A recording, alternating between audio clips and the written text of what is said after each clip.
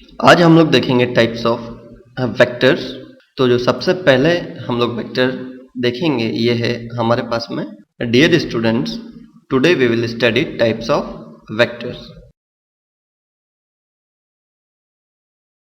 Types of vector में सबसे पहले हम लोग देखेंगे पोलर वेक्टर्स। पोलर वेक्टर की अगर हम लोग बात करें तो पोलर वेक्टर वो वेक्टर्स होते हैं जिनका या तो स्टार्टिंग पॉइंट होता है या इनका कोई पॉइंट ऑफ एप्लीकेशन होता है। तो हम लोग इसके लिए लिख सकते हैं कि या तो इनका स्टार्टिंग पॉइंट होता है या फिर इनके साथ में पॉइंट ऑफ एप्लीकेशन होता है। तो पोलर वेक्टर वो वेक्टर होते हैं जिनका या तो कोई स्टार्टिंग पॉइंट या इनिशियल पॉइंट होता है या point of application.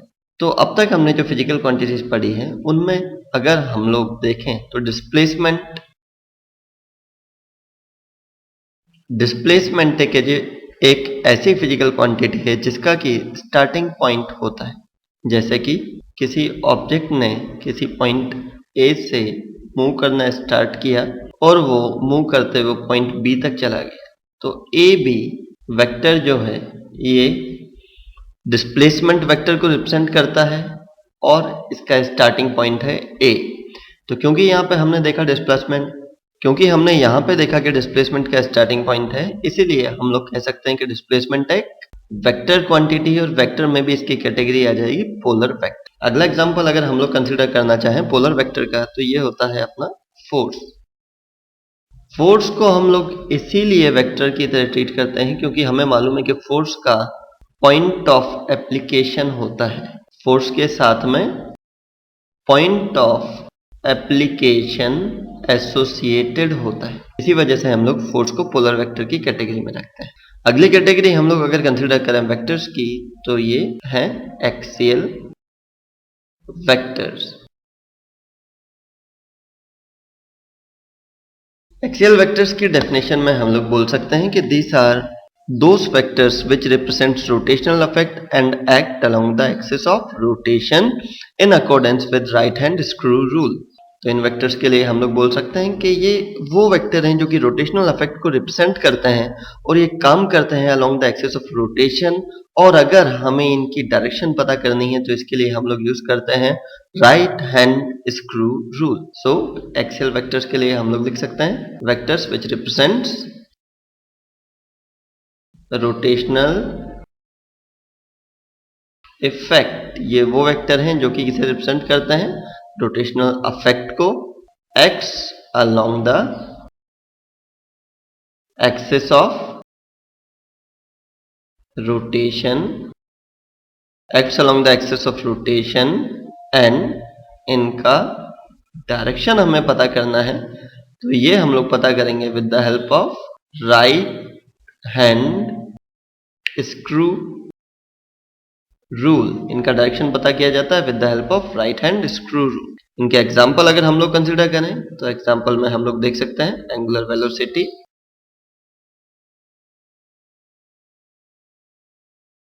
Torque, angular momentum,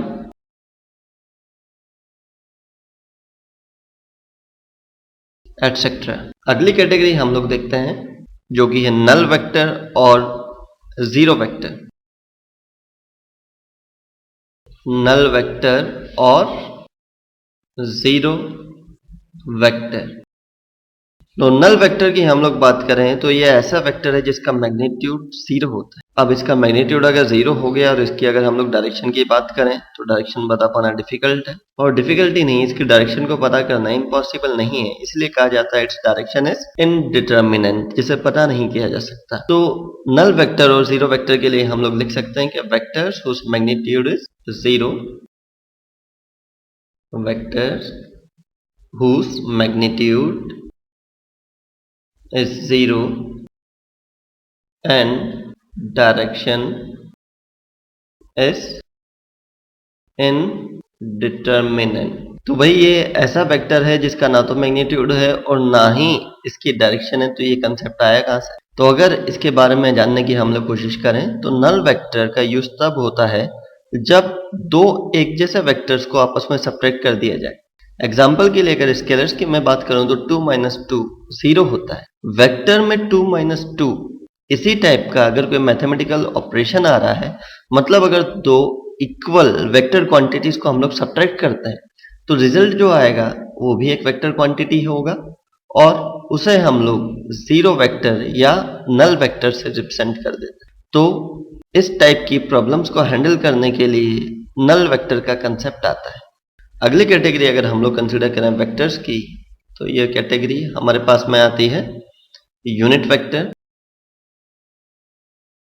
इससे पहले हमने देखा था जीरो वेक्टर, तो हमने बोला कि ऐसा वेक्टर जिसका मैग्नीट्यूड कितना है, जीरो। यहां पर नाम आ गया यूनिट वेक्टर। यूनिट का मतलब होता है वन। तो यूनिट वेक्टर की अगर हम लोग बात करें तो unit vector is a vector whose magnitude is equal to unity.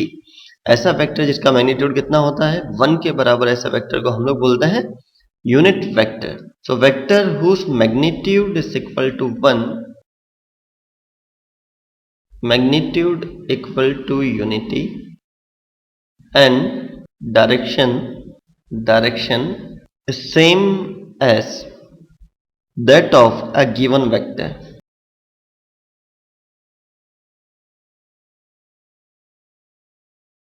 ऐसा वेक्टर जिसका मैग्नीट्यूड तो यूनिटी है और इसका जो डायरेक्शन होगा वो हमें पहले से ही दिया होगा, मतलब जो भी वेक्टर हमें दिया जाएगा जिसे हमें यूनिट वेक्टर में कन्वर्ट करना होगा, उसी वेक्टर के डायरेक्शन में यूनिट वेक्टर का भी डायरेक्शन हो जाएगा। तो अब हम लोग देखते हैं कि अगर हमें कोई भी वेक्टर दिया गया है तो उसे यूनिट वेक्टर में कैसे कन्वर्ट करेंगे।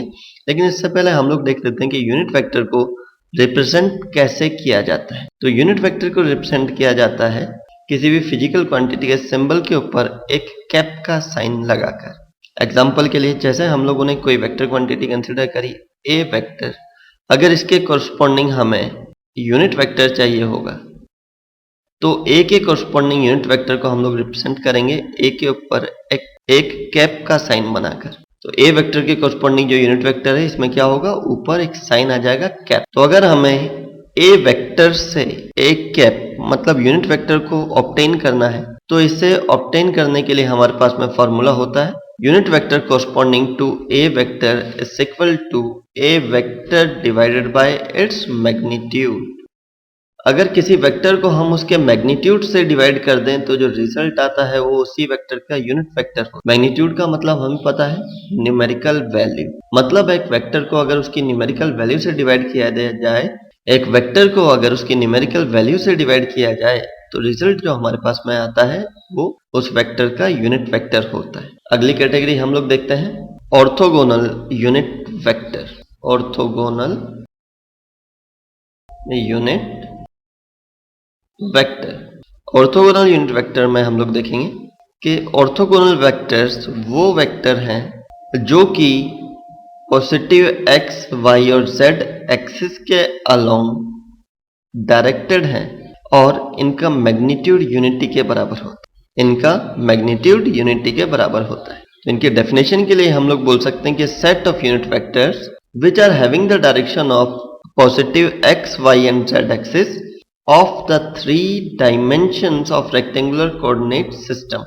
एक और बार मैं रिपीट करता हूं, set of unit vectors which are having the direction of positive x, y and z axis of three dimensions of the rectangular coordinate system, these vectors are known as orthogonal vectors। Orthogonal vectors are set of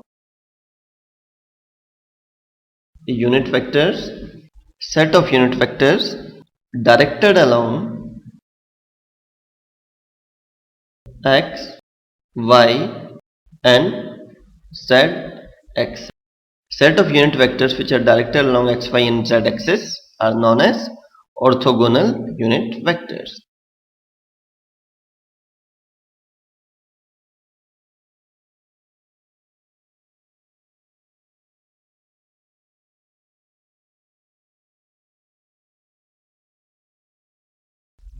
इस figure में हम लोग देख सकते हैं कि यहाँ पे आई कैप जो मैंने वेक्टर बताया है ये एक्स एक्सिस के अलोंग डायरेक्टेड है, जे कैप जो वेक्टर है ये वाई एक्सिस के अलोंग डायरेक्टेड और के कैप अपना जेड एक्सिस के अलोंग डायरेक्टेड है।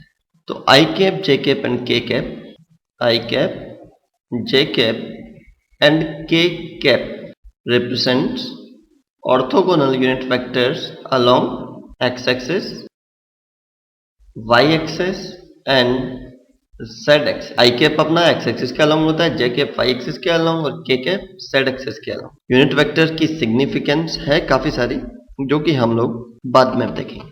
अगली कैटेगरी की तरफ हम लोग बढ़ते हैं, जो कि है अपनी सिक्स्थ कैटेगरी। सिक्स्थ कैटेगरी है अपनी इक्वल वेक्टर्स। दो वेक्टर्स को इक्वल हम लोग तभी बोलेंगे जब उनका मैग्नीट्यूड सेम होगा और साथ में उनकी डायरेक्शन भी सेम होगी। तो इनके लिए हम लोग बोल सकते हैं कि two vectors are said to be equal if they have equal magnitude and same direction. क्योंकि वेक्टर में इक्वलिटी के लिए दोनों चीजों का इक्वल होना जरूरी है, दोनों चीजों का एक जैसा होना जरूरी है, मैग्नीट्यूड भी इक्वल होने चाहिए, साथ में डायरेक्शन भी सेम होनी चाहिए। तो इक्वल वेक्टर्स के लिए हम लोग लिख सकते हैं vectors having equal magnitudes and same direction. ऐसे वेक्टर्स जिनका मैग्नीट्यूड भी सेम है और डायरेक्शन भी सेम है, इन्हें हम लोग बोलते हैं इक्वल वेक्टर्स। एग्जाम्पल के लिए हम लोग कंसिडर कर सकते हैं, दो वेक्टर मैंने कंसिडर किए, ए वेक्टर और अगला वेक्टर मैंने कंसिडर किया बी वेक्टर। यहां पे आप लोग देख सकते हैं कि ए और बी वेक्टर जो है इनकी लेंथ इक्वल है और दोनों का डायरेक्शन भी एक ही है। दोनों का आप लोग देख सकते हो कि डायरेक्शन इनका क्या हो जाएगा, टुवर्ड्स राइट। तो ये दोनों वेक्टर जो हैं इनका सेम मैग्नीट्यूड और इनकी डायरेक्शन भी सेम है, इसीलिए हम लोग बोल सकते हैं कि A vector equal to B vector. तो वेक्टर्स इक्वल कब होंगे, जब उनका मैग्नीट्यूड भी सेम होगा और दोनों की डायरेक्शन भी एक ही होगी। अगली कैटेगरी हम लोग देखते हैं 7, जो है लाइक वेक्टर्स। लाइक वेक्टर के लिए हम लोग कह सकते हैं कि ऐसा वेक्टर जिनका एक ही डायरेक्शन है, मैग्नीट्यूड चाहे इक्वल हो या ना हो, तो वेक्टर्स के लाइक वेक्टर होने के लिए बस उनका डायरेक्शन सेम होना चाहिए। तो ऐसे कोई भी वेक्टर्स जिनका डायरेक्शन एक ही है, उन्हें हम लोग बोल सकते हैं like vectors. Vectors having same direction. ऐसे वेक्टर जिनकी डायरेक्शन सेम होगी उन्हें हम लोग बोलेंगे लाइक वेक्टर। एग्जाम्पल के लिए हम लोग कंसिडर करते हैं जो एग्जाम्पल हमने अभी ऊपर देखा। ऊपर एग्जाम्पल में हमने देखा था कि ए और बी इक्वल वेक्टर थे, दोनों की डायरेक्शन भी सेम थी और दोनों का मैग्नीट्यूड भी सेम था। अब अगर ऐसे वेक्टर हम लोग कंसिडर कर लें जिनकी डायरेक्शन तो एक ही है लेकिन दोनों के मैग्नीट्यूड अलग है। यहाँ पे ए और बी वेक्टर के लिए हम लोग कह सकते हैं कि दोनों की डायरेक्शन तो एक ही है लेकिन दोनों का मैग्नीट्यूड मतलब दोनों की लेंथ अलग अलग है। तो ए और बी वेक्टर का क्योंकि डायरेक्शन एक ही है, इसीलिए ये लाइक वेक्टर्स की कैटेगरी में आते हैं। तो हम लोग बोल सकते हैं कि A and B are like vector. आगे हम लोग देखते हैं अगला टाइप, जो कि है एथ, और ये है अपना अनलाइक वेक्टर्स। अनलाइक वेक्टर में हम देखेंगे कि वेक्टर्स की डायरेक्शन जो होगी ये अपोजिट तो होगी ही, साथ में इनका मैग्नीट्यूड भी अनइक्वल होगा। तो ऐसे वेक्टर्स जिनकी डायरेक्शन अपोजिट है और मैग्नीट्यूड अनइक्वल है, इन्हें हम लोग बोलते हैं unlike vectors. Vectors having opposite direction and unequal magnitude, इन्हें हम लोग बोलते हैं अनलाइक वेक्टर्स। एग्जाम्पल के लिए हम लोग कंसिडर कर सकते हैं, ये ए वेक्टर है, ये बी वेक्टर है। ए और बी वेक्टर के लिए दोनों की लेंथ अलग अलग है, तो दोनों के मैग्नीट्यूड अलग अलग है, और ए की डायरेक्शन है टुवर्ड्स राइट, वहीं बी की डायरेक्शन है टुवर्ड्स लेफ्ट। तो ये वो वेक्टर हैं जिनकी डायरेक्शन भी अलग अलग है और मैग्नीट्यूड भी इनके अलग अलग है, तो इन्हें हम लोग अनलाइक वेक्टर्स की कैटेगरी में डाल सकते हैं। हम लोग नेक्स्ट टाइप देखते हैं, ये है अपोजिट वेक्टर्स। अपोजिट वेक्टर में होगा, अपोजिट वेक्टर में मैग्नीट्यूड इक्वल होंगे लेकिन डायरेक्शन अपोजिट होगी। Equal magnitude but opposite direction. ऐसे वेक्टर्स जिनका इक्वल मैग्नीट्यूड है और डायरेक्शन अपोजिट है, ऐसे वेक्टर्स को हम लोग बोलते हैं अपोजिट वेक्टर्स। एग्जाम्पल के लिए ए वेक्टर बी वेक्टर, ए और बी में हम लोग देख सकते हैं दोनों का मैग्नीट्यूड इक्वल है, दोनों की लेंथ इक्वल है, लेकिन डायरेक्शन दोनों के अपोजिट। तो ऐसे वेक्टर जिनका मैग्नीट्यूड तो सेम है लेकिन डायरेक्शन अपोजिट है, ऐसे वेक्टर्स को हम लोग बोलते हैं अपोजिट वेक्टर्स। हम लोग अगली कैटेगरी की ओर चलते हैं। अगली कैटेगरी में हमारे पास में है फिक्स्ड वेक्टर। फिक्स्ड वेक्टर वो वेक्टर होते हैं जिनका इनिशियल पॉइंट फिक्स होता है। फिक्स्ड इनिशियल पॉइंट, ऐसे वेक्टर्स जिनका इनिशियल पॉइंट फिक्स होता है इन्हें फिक्स वेक्टर कहा जाता है।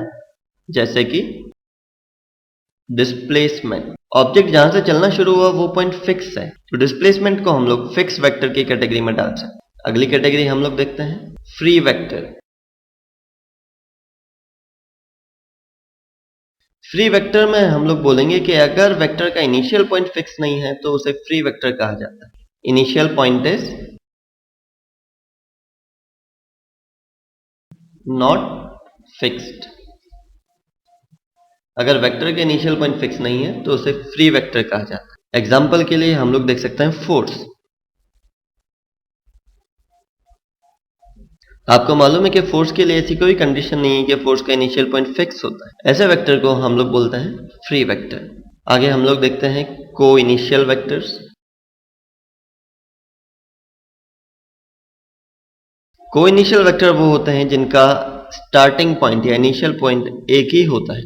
Vectors which have common initial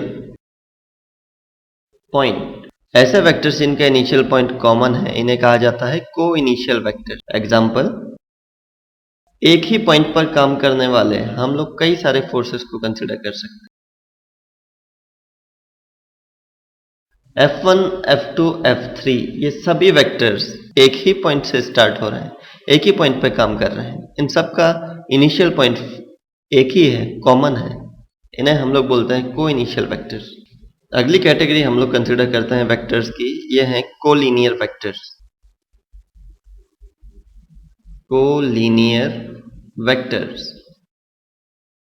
collinear vector के लिए हम लोग बोलते हैं कि vectors are either in same line और they should be parallel. Vectors are either in same line और पैरेलल, या तो दोनों वेक्टर एक ही लाइन में हो या वेक्टर्स आपस में पैरेलल हो।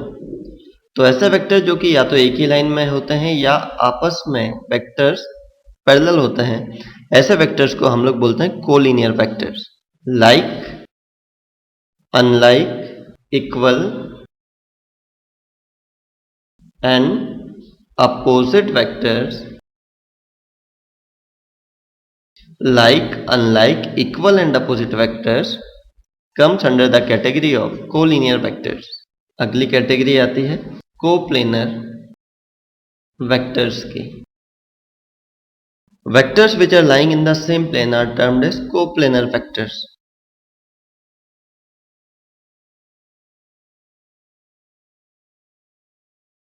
ऐसे वेक्टर जो कि एक ही प्लेन में आते हैं इन्हें हम लोग बोलते हैं कोप्लेनर वेक्टर। तो ये सब हमने देखे टाइप्स ऑफ वेक्टर, जिसके अंदर हमने पोलर वेक्टर देखे, एक्सियल वेक्टर देखे, नल वेक्टर और जीरो वेक्टर्स देखे, unit vector, orthogonal unit vector, equal vector, like vector, unlike vector, opposite vector, fixed vector, free vector, coinitial vector, collinear vector और coplanar. तो vectors के हमने 14 types देखे, इनका इंट्रोडक्शन हमने देखा।